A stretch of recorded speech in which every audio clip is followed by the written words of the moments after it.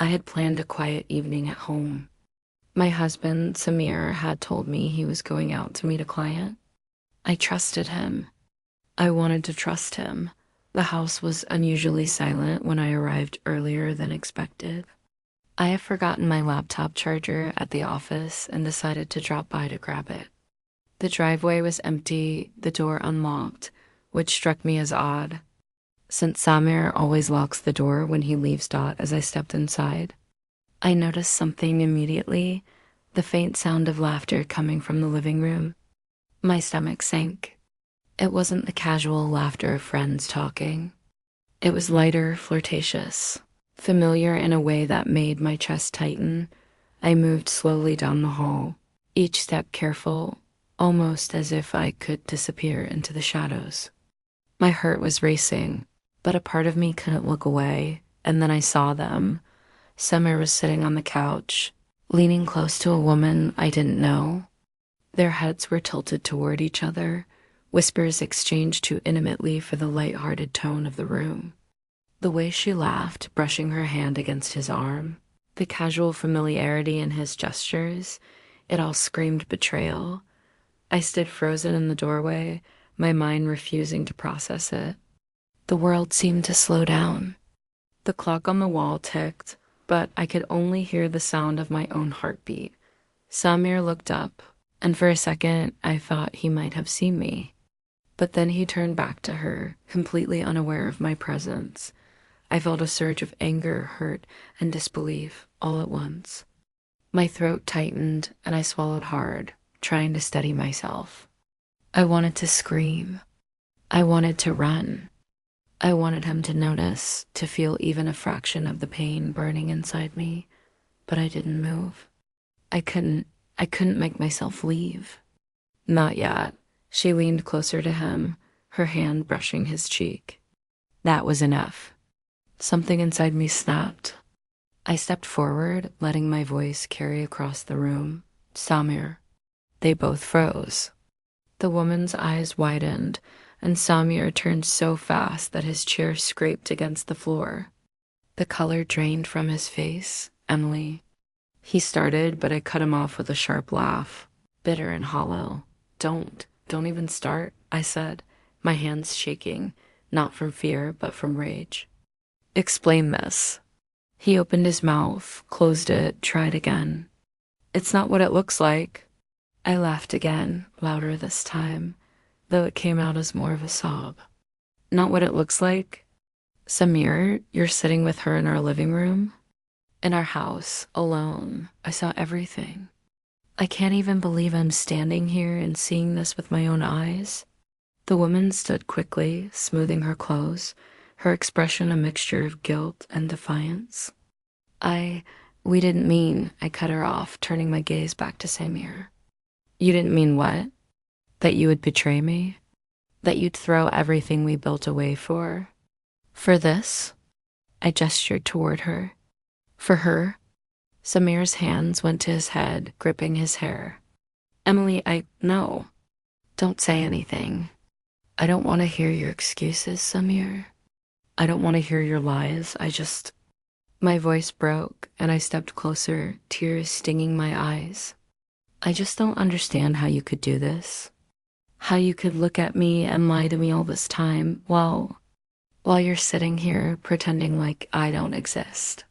The woman finally spoke, her voice low. I'm sorry. I really didn't. I shook my head, cutting her off. Save it, both of you. You can leave. Right now. Don't stay here.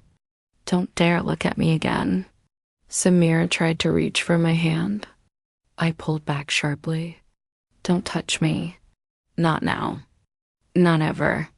The woman hesitated for a moment, then grabbed her bag and walked toward the door. Samir followed silently, not daring to meet my eyes. I stood in the middle of the living room, heart pounding, chest tight, staring at the door after them. The silence that followed was deafening. And then slowly I realized everything had changed. The life I thought I knew, the man I thought I trusted, it was gone. I sank onto the couch, hands on my face, tears streaming down. And yet, beneath the hurt, a spark of resolve grew. This wasn't the end. Not yet, because I had seen the truth. And now, nothing could blind me to it again. Asterisk, the rest of the evening passed in a blur. I couldn't eat. I couldn't sleep. Every time I closed my eyes, I saw them together, Samir's hand brushing hers, their heads bent close. Their laughter filling the room that had once been ours. I paced the living room for hours, trying to make sense of it, trying to tell myself it wasn't real. But it was real. I had seen it. I had heard it. I could not unsee, could not undo it. Finally, I sat down at the kitchen table, my hands wrapped around a mug of cold tea. The quiet of the house pressed down on me, suffocating. Every creak of the floorboards sounded louder. Every distant sound outside the window made me jump. I felt like I was being watched, not by anyone in particular, but by the memory of what had just happened. I needed answers. I needed him to tell me why. I needed him to explain how our life, our marriage, our years together could be reduced to this single moment of betrayal. Samir came home late that night. I didn't hear him at first. Then the soft click of the front door, the shuffle of his shoes. I didn't look up. I didn't want to see him. Emily, he said softly. I didn't respond.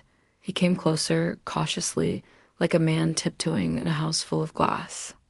I didn't expect you to be here, he said. I didn't expect to see you with her, I replied, voice trembling. I didn't expect to find you throwing everything away in our living room. He ran a hand through his hair, pacing nervously. It wasn't supposed to happen like that. I didn't want you to see, didn't want me to see. I cut him off sharply. You think that makes it better? That hiding it would protect me? You lied to me, Samir. You betrayed me. And you were so careless, so reckless that I walked in and saw it all. And now, nothing will ever be the same. He fell silent. His shoulders slumped, eyes cast down. Emily, I'm sorry. I didn't mean for it to go that far. I made a mistake. A huge mistake. I laughed bitterly, a hollow, shaking sound. A mistake? A mistake is burning dinner.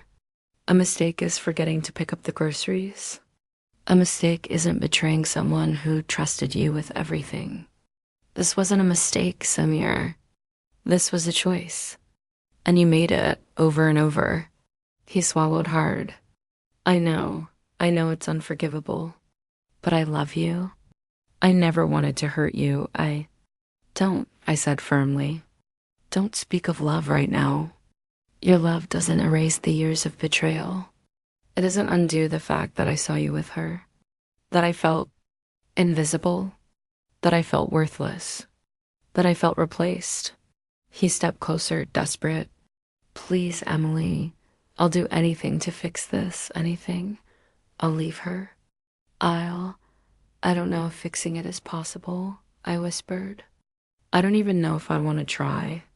Right now, all I know is that I need space. I need time. I need to think without seeing you in my house, laughing with someone else. He nodded slowly, his eyes heavy with regret. I understand. I wanted him to leave. I wanted him to vanish so I could breathe, so I could think, so I could feel something other than anger and betrayal. He lingered for a moment, then walked toward the door, hesitated, and finally left. I sat there long after the door closed, staring at the floor. My mind replayed every detail, every gesture, every whisper. And yet, beneath the rage and heartbreak, a small, cold determination began to grow. I wouldn't let this define me. I wouldn't let this destroy me. Not yet. I would watch. I would listen. And I would decide on my own terms what to do next. Because if he thought betrayal was the end of our story, he was wrong. Asterisk. The days that followed felt like walking through a fog. I went about my routines mechanically, yet every glance at the living room couch, every sound from the hallway, reminded me of that moment. The memory of Samir and her, that laugh, that closeness, haunted me relentlessly. I had never felt betrayal this sharply, this deeply. And yet, beneath the pain, a part of me remained vigilant, alert, unwilling to let him control the narrative of what happened. I started paying closer attention, noticing small things I had once ignored. His phone left carelessly on the kitchen counter, his sudden shifts in behavior, the way he answered questions too quickly, too vaguely. Each detail was a puzzle piece, and I was determined to see the full picture. Late one night, I couldn't sleep. The moonlight spilled through the windows, casting long shadows across the floor. I sat on the edge of the bed, my thoughts circling endlessly until an idea took shape. I would confront him, not in a fit of rage, but with clarity. I needed answers, and I needed to see whether the man I married still existed beneath the lies. The next evening, I prepared the house carefully. I waited until I knew he would be home, and then I made sure there was no one else there. When he walked through the door, the air between us was heavy, loaded with words that had been left unsaid for days. "Emily," Samir began, but I raised my hand, silencing him. This time, I said slowly, deliberately, "I want you to answer every question. No excuses, no lies, no hiding behind regret." He nodded, eyes wide, sensing the seriousness of my tone. "First," I continued, "how long has this been going on? How many times have you chosen her over me?" His face paled, and for a moment, he looked like a boy caught in the act rather than the man I had known for years.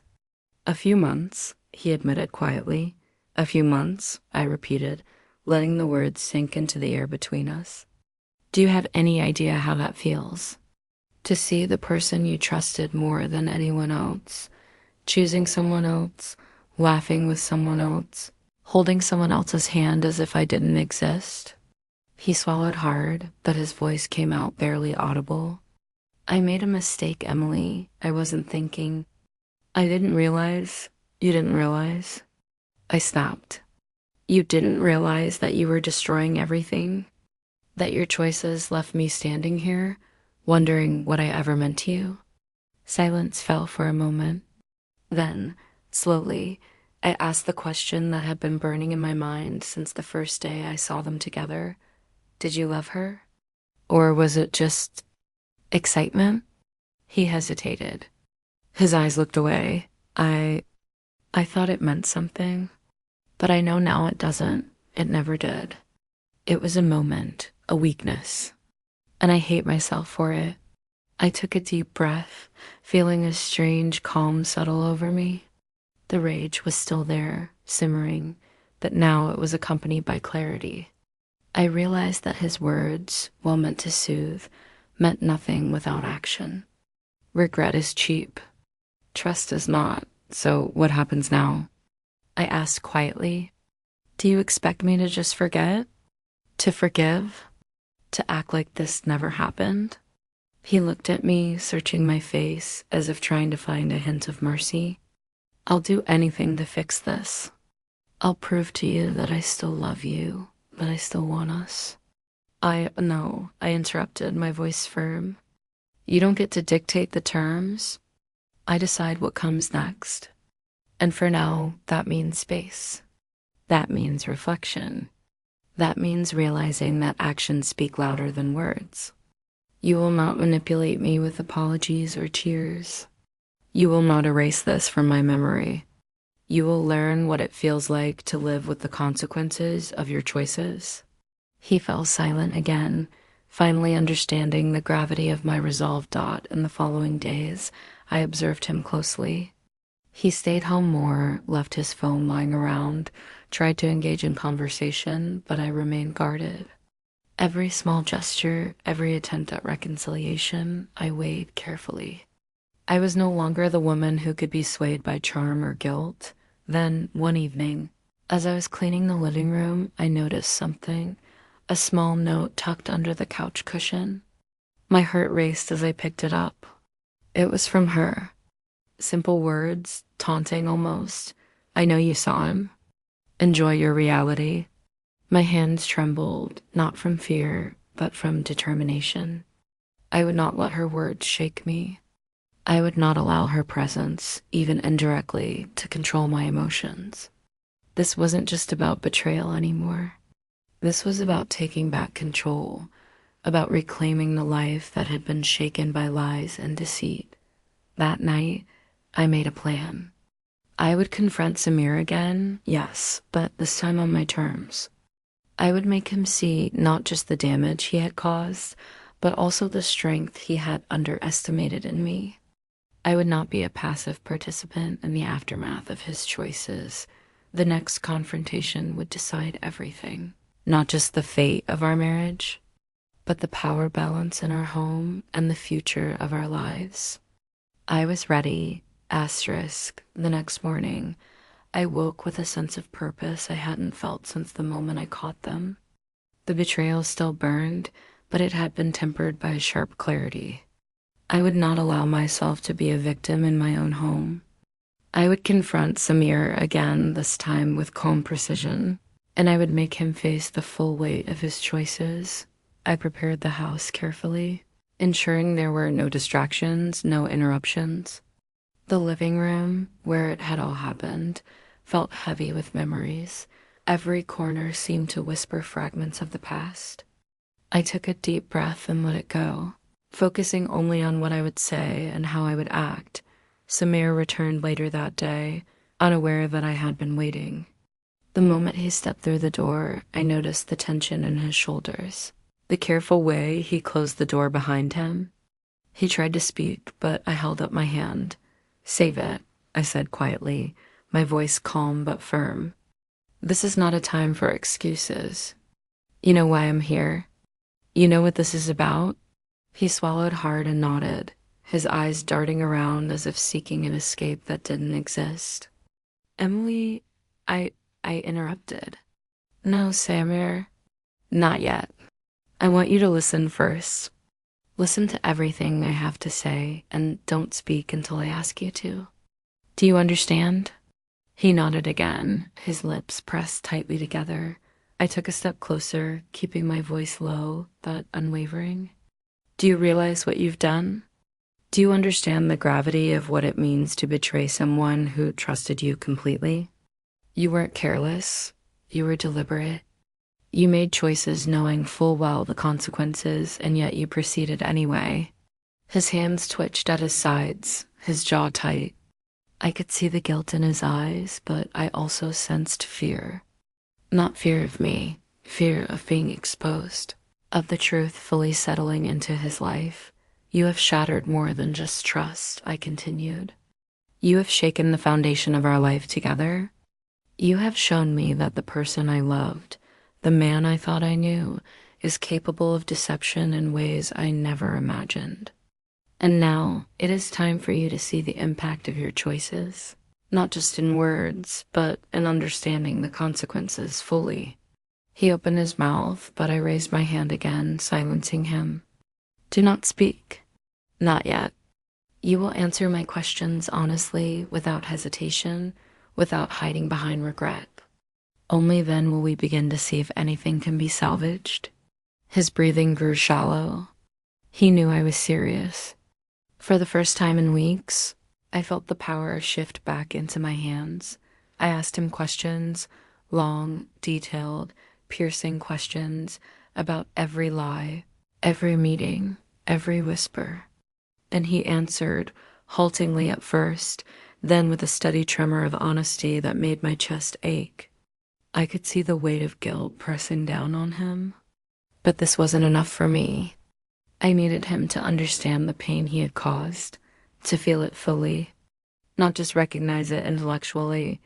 "Do you realize," I said finally, my voice dropping to a whisper, "that the person you betrayed is still standing here, facing you, while everything inside me screams to tear you apart? That I feel every moment of your betrayal replaying in my mind?" He nodded, unable to meet my eyes. I know, Emily, I understand now." "Understanding is not enough," I said. "You need to act." You need to prove through behavior, through choices, that this will never happen again, that I am not expendable, that our life together is not something to risk for a moment of selfish desire. He sank onto the couch, burying his face in his hands. I will do anything. Anything you ask, I will do. I swear. I stood there, watching him, feeling a mixture of anger, sorrow, and a strange sense of control. The confrontation had not erased the betrayal, nor would it ever, but it had shifted the dynamic. I was no longer powerless. I was no longer blind. I had seen the truth, and now I held the power to decide the next steps. I knew the path forward would be long and uncertain. Trust, once broken, is not easily mended. But for the first time since that night, I felt a spark of hope, not that things would be easy, not that forgiveness would come quickly, but that I had the strength to face what had happened and to chart my own course. On my trim's dot, and as Samir sat there, trembling with the weight of his choices, I realized that this was the first step. The next steps would not be guided by his regret, his apologies, or his promises. They would be guided by me, by the woman who had been hurt, betrayed, and yet refused to be defeated. I had been caught in a storm of betrayal, but now I was beginning to navigate my way back to shore. The next few days were tense, almost unbearable. Samir moved through the house like a shadow, careful not to provoke me, careful not to say the wrong thing. I observed him closely, noting the small slips, a phone buzzing he tried to hide, a drawer left slightly ajar, a hesitation in his speech. Each detail was a reminder that while he was remorseful, he was still human, still flawed, still capable of deception. I knew I couldn't just wait for trust to return. I had to take control, to understand every facet of what had happened, and to decide for myself what the future would hold. Late one evening, I found myself standing by the kitchen counter, watching him from a distance. He was speaking quietly on the phone, his tone soft, almost pleading. I couldn't hear the words, but the tension in his body told me enough. He was trying to explain, justify, or perhaps control a situation I didn't yet know about. I decided then that I needed evidence, clarity. I couldn't rely solely on his words. I had to know, truly know, where his loyalty lay. That night, I stayed awake, watching him move through the house, listening to every sound. Around midnight, he left briefly, returning only an hour later. I noticed the faint scent of perfume, unfamiliar and sharp. My heart clenched, but I stayed calm. I wouldn't let panic or anger dictate my actions. I needed information, not reaction. The next morning, I confronted him carefully. "Who were you with last night?" I asked, my tone steady. He froze, then hesitated. "No one. I just stepped out for air." I didn't respond immediately. Instead, I let the silence stretch, letting the weight of my gaze press down on him. Finally, I said, "I can smell her." "Don't lie to me, Samir." "I've seen enough lies to last a lifetime." His shoulders slumped. "Emily, Stop," I said sharply. "Stop speaking in excuses. I need the truth. I need to know that you were aware of how close you came to destroying everything again." He looked at me, eyes wide and heavy with shame. "It was nothing. I swear. I was alone. I shook my head. "I don't know if I believe you. I need proof, Samir. I need to see that you are committed to this, to me, without shadows, without secrets." He nodded slowly, and for the first time I sensed genuine fear, not of me, but of losing the life he had nearly destroyed. I decided to take further steps. I began documenting everything, small slips, inconsistencies, things that didn't add up. Each note, each observation was a reminder that trust could not simply be asked for. It had to be rebuilt piece by piece on terms I controlled. Then, one afternoon, an unexpected twist occurred. I found a message on his laptop not meant for me. A simple line, almost casual, Can we meet? We need to talk. My stomach dropped. The handwriting, the phrasing, everything screamed danger, but I didn't panic. I would confront this just as I had confronted everything else. That evening, I waited. Samir returned home, unaware that I had seen the message. I confronted him immediately, placing the laptop on the table between us. What is this? I asked calmly, deliberately. He froze, his face pale. I can explain. I raised my hand, stopping him. Explain? No, I want the truth. Who is this? Who are you planning to meet? His eyes darted to the laptop, then back to me, realizing that there was no room for lies. He swallowed hard.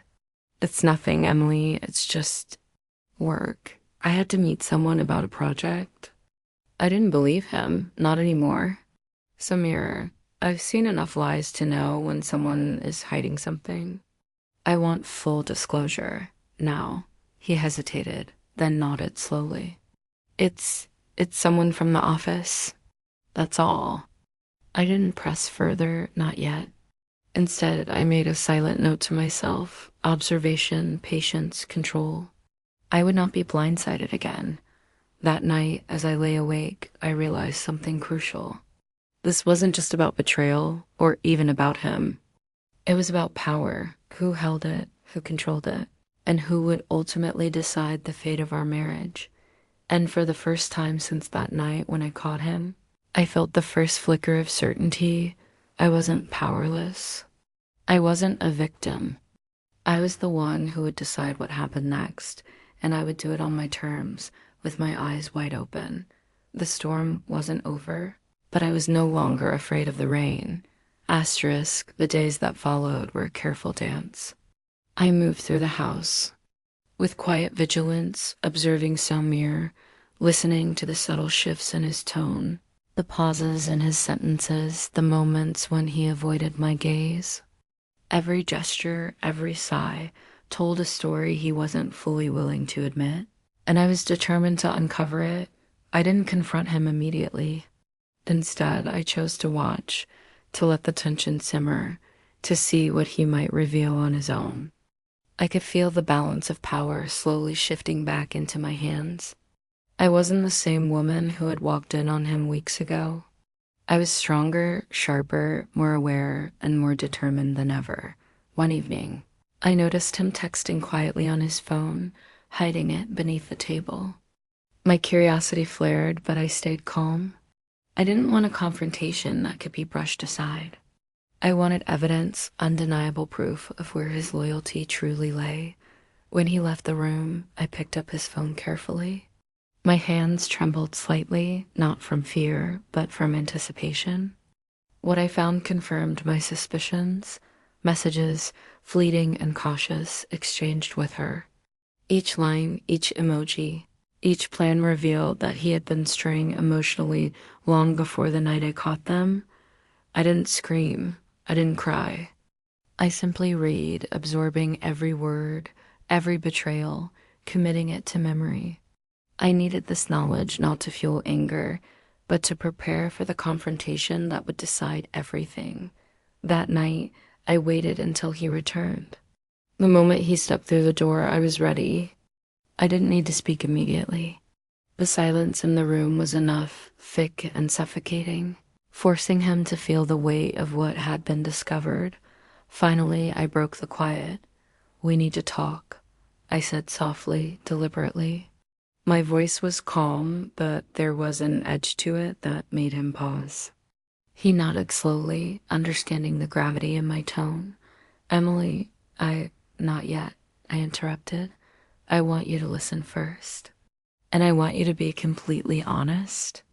No lies, no excuses, no justifications. Do you understand?" "Yes," he whispered. I took a deep breath, letting the silence stretch, letting him feel the space between us as heavy as the truth itself. "I know everything, Samir. I've read your messages.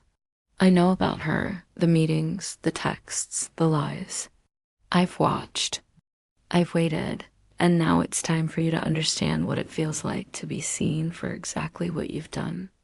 His shoulders slumped and his hands shook slightly. Emily, I didn't mean for it to get this far.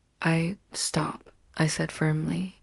Don't speak in excuses. I'm not asking for your intentions.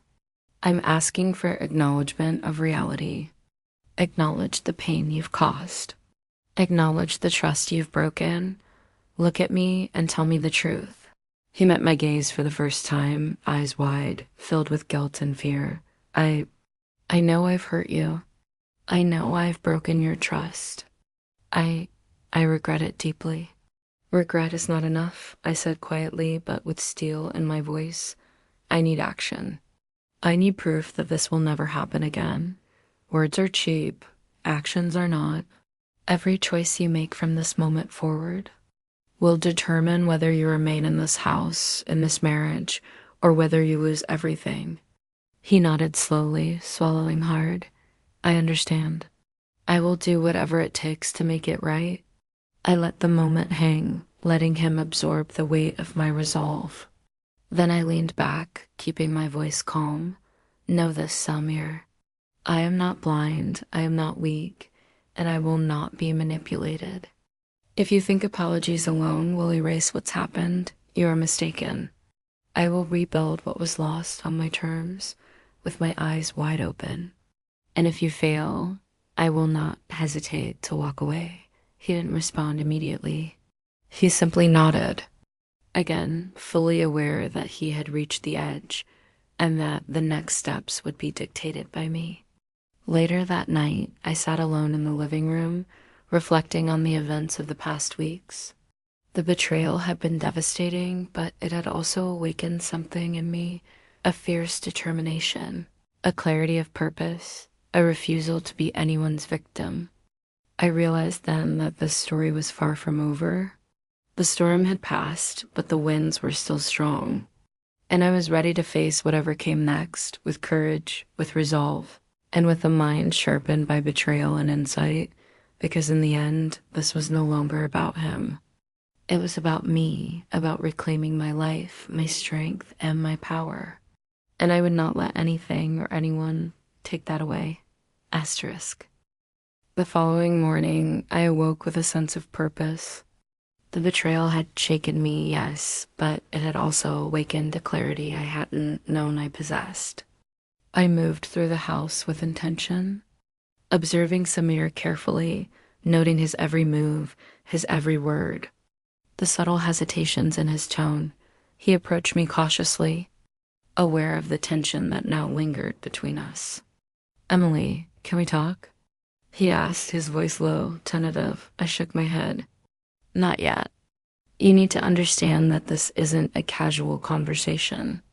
This is about truth, and I will only accept honesty from now on. Nothing less. He nodded, swallowing hard. The fear in his eyes was palpable, and I felt a quiet satisfaction.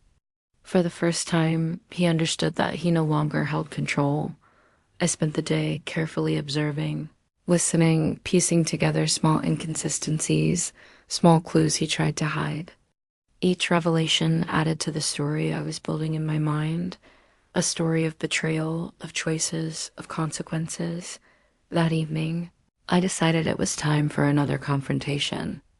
I prepared the living room, placing myself in a position where I could see every detail, every expression, every movement.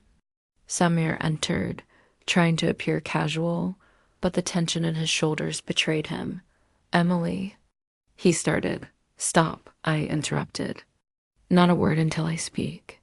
I want you to hear me clearly, and I want you to feel the gravity of what you've done. He froze, his eyes wide. You have lied, I began, my voice calm but firm. You have deceived me, and you have risked everything we built together for. What? A fleeting moment? A temptation that should never have existed? He opened his mouth, but I silenced him with a look. Do not speak. Listen. I moved closer, letting my presence dominate the space. I have watched. I have waited. I have seen your hesitation, your attempts to hide, your subtle manipulations. And I know that while you regret it, your actions have consequences that words alone cannot erase. He looked down, hands trembling slightly. I know, Emily. I understand. I am sorry. Sorry is a start, I said quietly, but it is not enough. You must prove through every action that you are committed to change, that you will never repeat this, that our marriage, our life, is not something you throw away lightly. He nodded, swallowing hard, his guilt evident. I will do whatever it takes, anything. I let the moment stretch, feeling the power shift entirely back to me. For the first time since discovering the affair, I was in control. I would not be deceived again. I would not allow manipulation. I would decide the next steps, and they would be on my terms. Then, as if testing me, Samir tried to explain, to justify, to charm his way back into my favor. But I was ready. I listened, calmly dissecting each word, each gesture, each attempt to sway me. And when he finished, I simply shook my head. No, I said firmly. Your words cannot erase your actions. I will watch, I will wait, and I will decide based on what you do, not what you say. That night, I sat alone, reflecting on the events of the day. The house was quiet, but my mind was alive with possibilities, strategies, and plans. I would not allow this betrayal to define me. I would not be passive. I would take control, reclaim my life, and navigate the storm with eyes wide open. The truth had been revealed. The betrayal had been confronted. And now the game had shifted. From this moment forward, I would determine the course of our future. Not him, not anyone else. It was no longer about love alone. It was about trust, power, and control. And I would emerge from this stronger, wiser, and unyielding. The next steps would be crucial. Every decision, every reaction, every word spoken would matter. And I was ready to face them all, fully prepared, fully aware, and fully determined. Asterisk, the next few days were quiet on the surface, but beneath that calm, a storm was brewing. I observed Samir carefully, watching the way he moved through the house, the subtle hesitations in his speech, the moments when he avoided my gaze. Every small detail became evidence, every small slip a confirmation of the truth I already knew. I had decided that I would not confront him recklessly. I needed control, clarity, and timing. Each action, each word had to be deliberate. I wanted him to feel the full weight of what had happened, to understand that betrayal was not something easily forgiven, and that trust, once shattered, would not be rebuilt overnight. Late one evening, I found him in the study, pretending to be engrossed in work. I stood silently in the doorway for a moment, letting the tension build. When he finally noticed me, his face tightened, a flicker of guilt passing across his features. Emily, he began, but I held up my hand. Not yet, I said, my voice steady. I want you to listen first, and I want you to understand the consequences of your actions. This isn't about apologies. This is about truth. He nodded, swallowing hard. I understand, he said quietly. I stepped closer, letting my presence fill the room. You betrayed me, I said. You betrayed our life, our trust, and everything we built together. And while you may feel remorse, remorse alone cannot erase what happened. You need to prove through every choice you make from this moment forward that you are committed to change. He looked down, his hands trembling slightly. I will do whatever it takes, he whispered. I didn't respond immediately. Instead, I observed him, noting the subtle signs, the tension in his shoulders, the quick glances at his phone, the way he avoided eye contact. These were the remnants of deception, the habits of a man who had been caught but not fully transformed. That night, I made a decision. I would test him. I would create situations that would reveal whether his commitment was genuine or whether it was merely words designed to placate me. I would not allow manipulation to slip past me again. The following day, I steadily monitored his interactions, his messages, his routine. I noticed small inconsistencies, minor things he tried to hide, and I stored each one in my mind. I was no longer the woman blindsided by betrayal. I was alert, vigilant, and prepared. Then an unexpected revelation arrived. A message not from him, but from someone else, a mutual acquaintance, casually mentioning something that should not have been known if all had been honest. My heart raced, not with fear, but with the need to act. I knew that this was another piece of the puzzle, another indication that there were still truths hidden from me. That evening, I confronted him once more, laying out the evidence calmly and deliberately. I didn't shout, I didn't cry. I simply presented the facts, letting them speak louder than any emotion. Samir, I said quietly, there are things you haven't told me. Lies, half-truths, omissions. I want the full story. No excuses. No justifications. Just the truth. He looked at me, his face pale, eyes wide. Emily, stop, I interrupted. Not another word.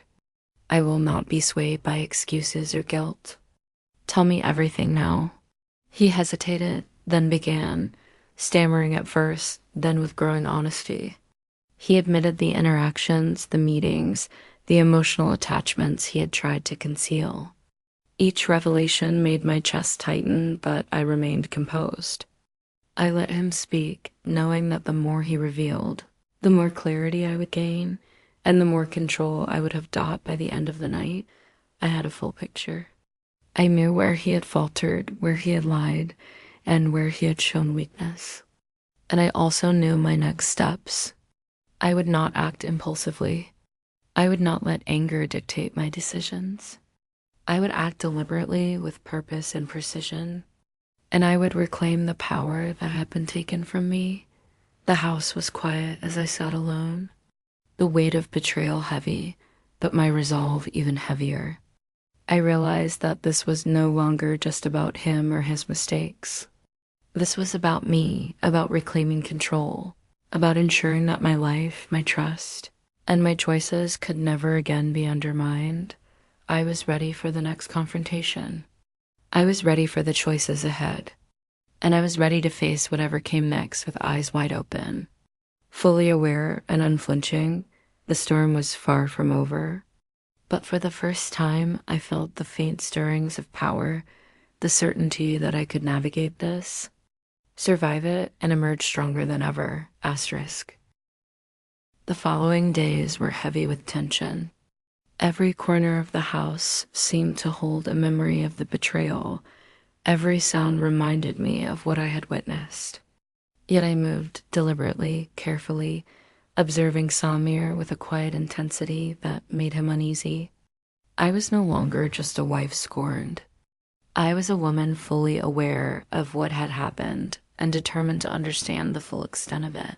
I noticed subtle changes in his behavior, the way he lingered too long at his desk, the way he avoided eye contact, the faint tremor in his hands when he spoke. Every small detail became a thread in the tapestry I was carefully weaving in my mind. I was piecing together not just what had happened, but why, and most importantly, how it had continued for so long without my noticing. One evening, I overheard him speaking quietly on the phone. His tone was cautious, almost pleading. I couldn't hear the words, but his body language betrayed concern, hesitation, and fear. I waited, silently observing, feeling a mix of anger and satisfaction. For the first time, he seemed fully aware that his actions had consequences beyond simple apologies. I decided it was time to confront him again. I prepared myself, ensuring that my tone, my words, and my presence conveyed calm authority. When he entered the room, he sensed the change immediately. "Emily," he began. "Not a word," I interrupted. "I want you to listen, and I want you to understand the gravity of what I've discovered. This is not about guilt or excuses. This is about truth and accountability. He swallowed hard, his eyes wide. I understand. I stepped closer, letting the weight of my gaze press down on him. You have been dishonest. You have made choices that have shaken the foundation of our life. And while you may feel remorse, remorse alone is not enough. You need to demonstrate through every action that you are committed to change. He nodded, his hands trembling slightly. I will do whatever it takes, he whispered. I didn't respond immediately. Instead, I let silence fill the room, letting him feel the consequences of his actions. Then I continued. I have seen evidence of further dishonesty. Messages, meetings, and interactions you tried to hide. I want the full truth. No omissions. No evasions. Nothing left unspoken. His eyes widened and he looked away, clearly realizing that there was no escaping accountability this time. Slowly, hesitantly, he began to speak, revealing details he had withheld, moments he had tried to conceal, and emotional attachments that had continued beyond what I had originally discovered. I listened carefully, taking in every word, every hesitation, every subtle attempt to justify his actions. My mind cataloged everything, noting the patterns, the weaknesses, and the manipulations. I was no longer passive. I was fully aware, fully engaged, and fully prepared to act out. By the end of the conversation, I had a complete understanding of the extent of the betrayal. But this was not the end. It was only the beginning of a new phase, one where I would decide the future of our relationship, based not on words or promises, but on consistent actions and demonstrated trust. That night, I sat alone in the living room, reflecting on everything. The storm of betrayal had not passed, but I felt a sense of control returning. I realized that the power had shifted. No longer would I be blindsided. No longer would I allow deceit to dictate my life. I was determined to reclaim what had been taken from me, my trust, my clarity, and my sense of self. The coming days would be crucial. Every interaction, every decision, every word exchanged would matter. I was ready to face them all, fully alert, fully aware, and fully unyielding. The storm was far from over, but I knew that this time I would navigate it on my own terms, and I would emerge stronger, sharper, and more resilient than ever before. Asterisk, the tension in the house had become almost unbearable. Every glance, every word, every small movement carried weight. Samir seemed constantly on edge, aware that I was no longer the woman who had been blindsided by betrayal. I was vigilant, attentive, and deliberate in every action. Ensuring that I remained in control of the narrative, I observed him closely, noticing the subtle shifts, the way he avoided eye contact, the way his voice faltered when he spoke, the slight tremor in his hands. Each detail confirmed what I already knew. He was still hiding parts of the truth. And I was determined to uncover every last piece. Late one evening, I noticed him texting quietly on his phone, shielding the screen from view. My curiosity flared, but I remained calm. I waited, watching for the right moment to confront him, knowing that timing was everything. When he left the room briefly, I seized the opportunity.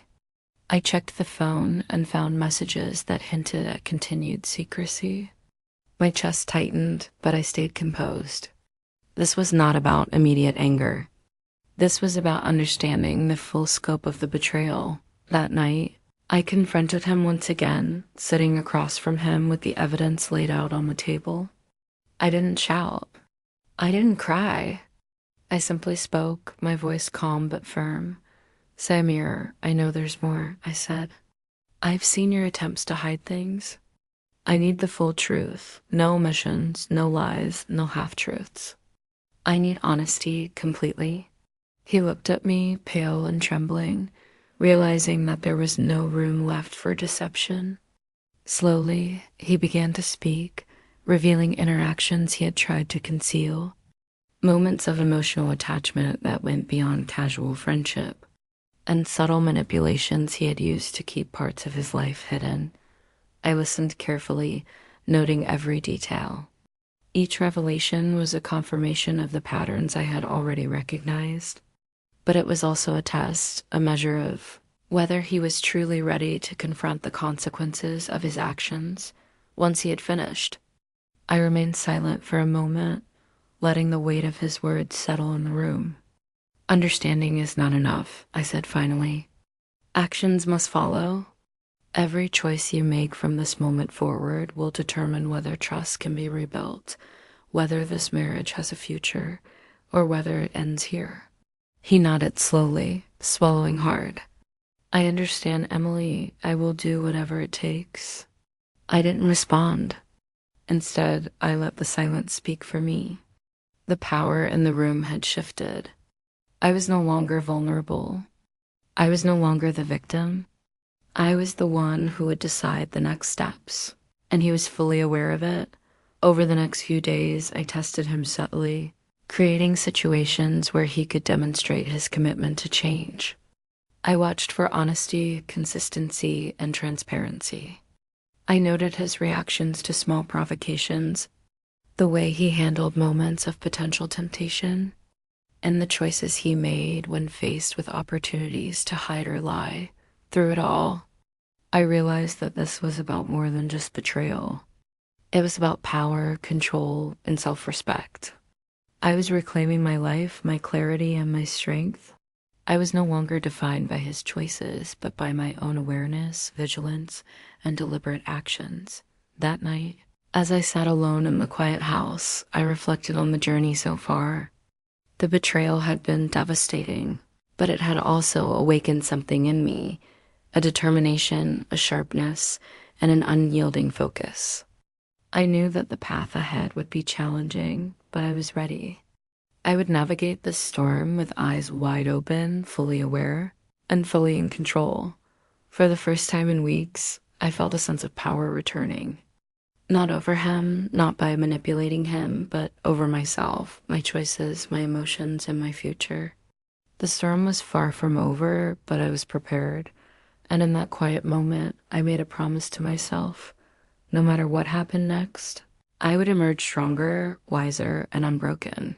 Asterisk. The house had become a place of quiet observation, a space where every sound, every movement, every hesitation carried meaning.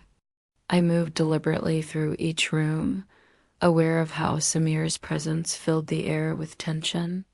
He was cautious now, measured, but I knew the shadows of deception still lingered, and I was determined to uncover them all.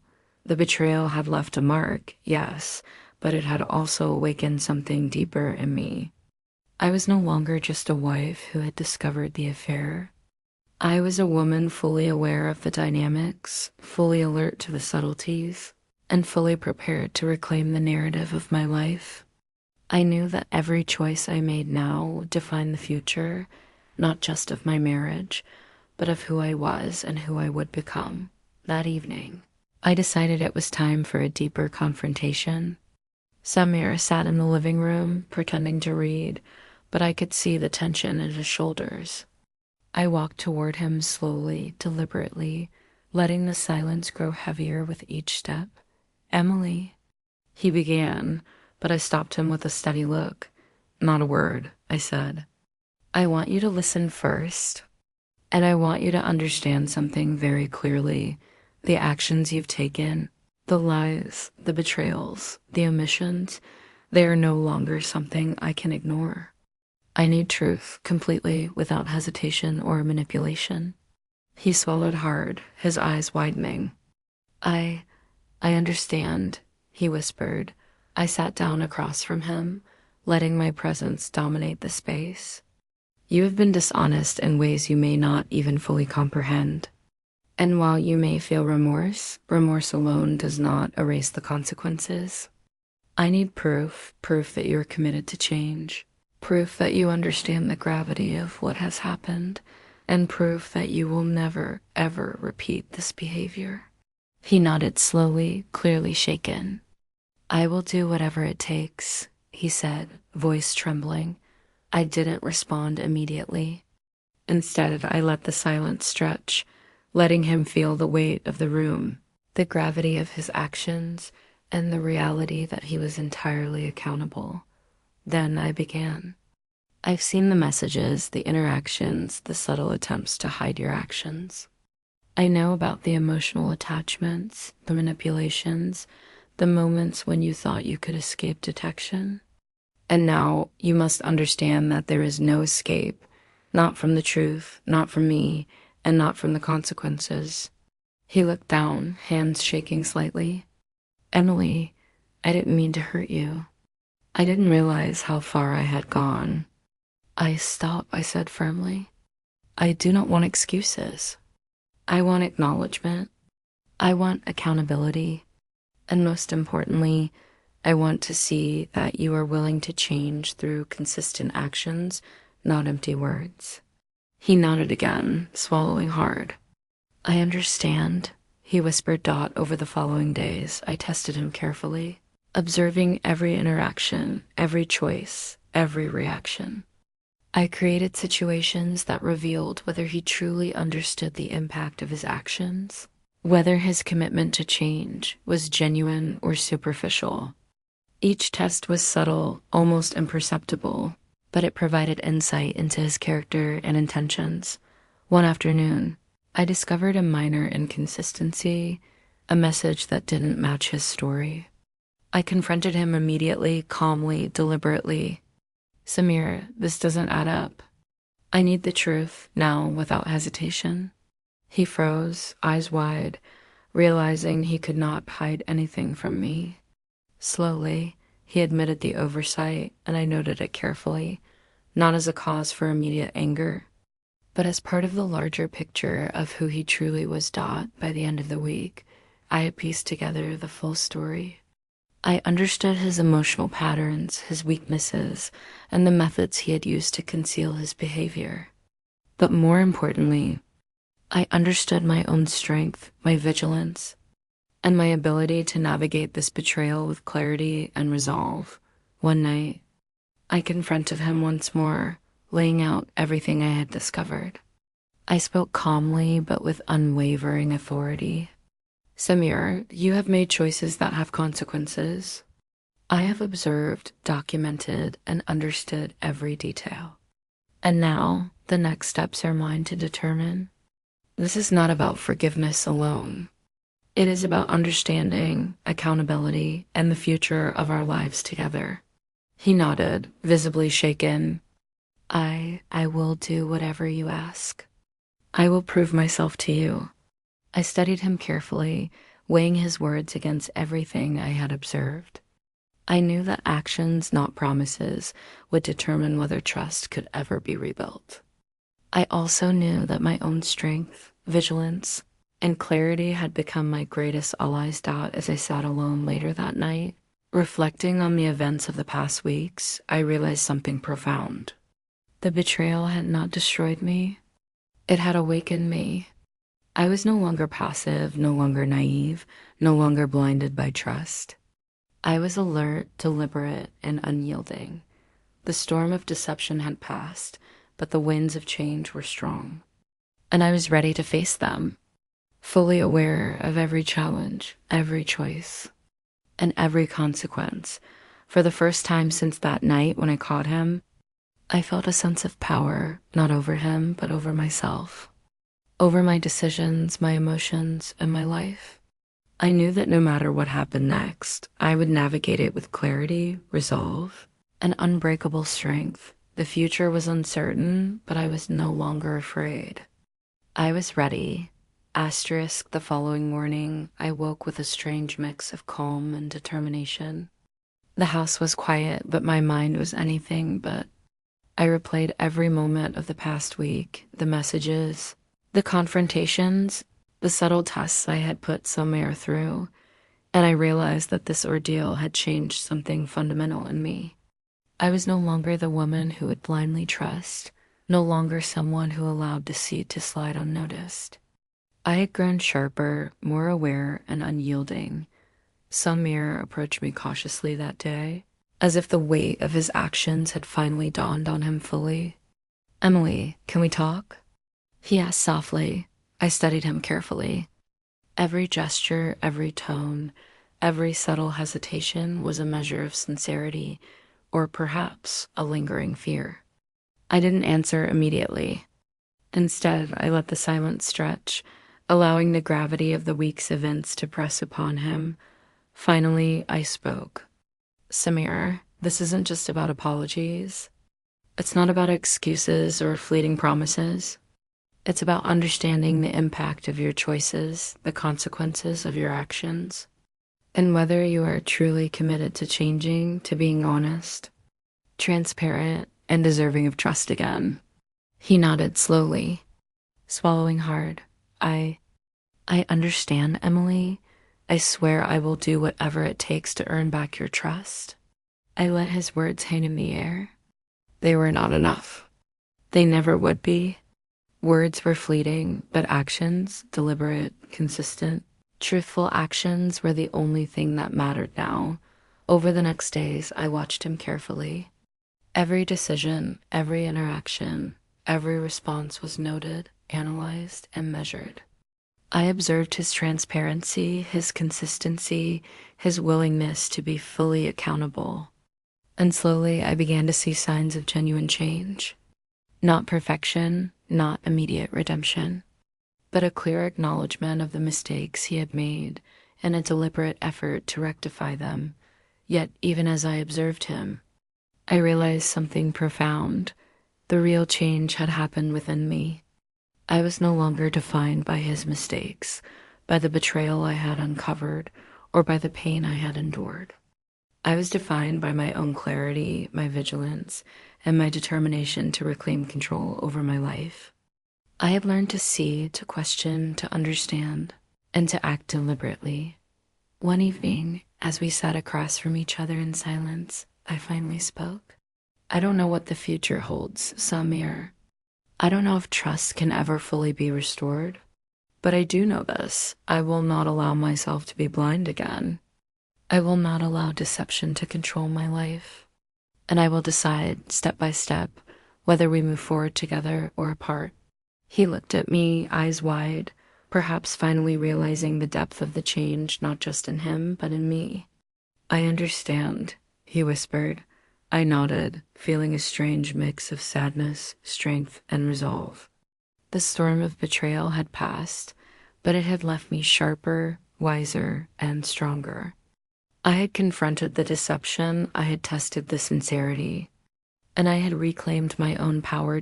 As I sat alone later that night, I reflected on everything I had endured, the shock, the anger, the heartbreak, and finally, the clarity. I realized that betrayal, while painful, could also be a catalyst for transformation. It could awaken resilience, insight, and strength that I hadn't known existed. And in that quiet, reflective moment, I made a promise to myself: no matter what happened next, I would act with awareness, courage, and integrity.